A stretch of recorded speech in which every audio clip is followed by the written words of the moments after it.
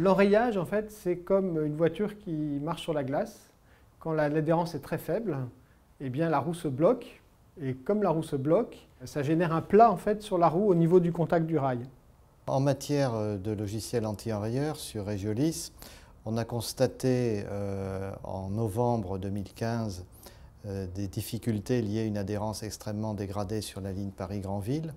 Donc on a immédiatement engagé des études pour améliorer le comportement de Regiolis en adhérence très dégradée. On arrive quand même à améliorer la situation avec des dispositifs qu'on appelle les anti-enrayeurs, qui sont en fait les ABS dans le ferroviaire. Donc typiquement, l'anti-enrayeur, quand il voit que la roue se bloque, il relâche légèrement le frein et ce faisant, il évite le blocage et puis le plat sur la roue. Alors ce problème survient généralement au début du mois d'octobre jusqu'au mois de janvier, dû à la chute des feuilles sur la voie et à la météo, des petites pluies fines, ce qu'on appelle le brouillard. Et ce phénomène fait qu'on enraye et qu'on patine. Alors ce plat, c'est embêtant parce que ça génère un dysfonctionnement lorsque le train roule. C'est une roue avec un défaut et donc il faut corriger le défaut et pour ça on passe dans un tour en fosse. En fait, c'est un système qui réusine la roue et qui lui redonne le bon profil. L'inconvénient de ça, c'est que quand il y a trop de roues qui sont endommagées, eh bien, les tours en fosse ils sont saturés et comme ils sont saturés, eh bien, ça génère de l'indisponibilité sur les engins. Donc bien évidemment, comme c'est un logiciel qui interfère avec le frein, il y a des aspects sécurité à prendre en compte.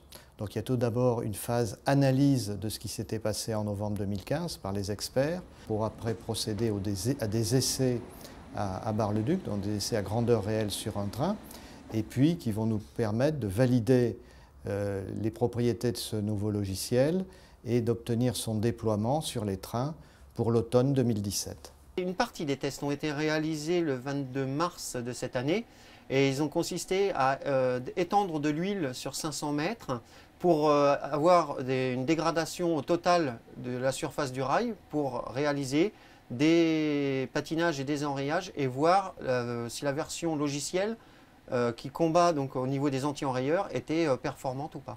Les conséquences sur le matériel, c'est du coup que ça va redisponibiliser la fonctionnalité anti-enrayage et ça va ainsi protéger les essieux sur toute la mission et ça va du coup avoir beaucoup moins de conséquences telles qu'on a connues en 2016 avec des problématiques de plat sur des essieux ou d'autres problématiques au niveau des essieux qui du coup rendent le matériel indisponible. Sur la ligne Paris-Granville, avec les petits soucis qu'on a connus sur les 2 dernières années, je pense que la version du logiciel qui a été mis en place par Alstom et avec les essais que j'ai pu faire vont apporter une amélioration à venir et qu'il est important de faire ces recherches et d'apporter ces améliorations.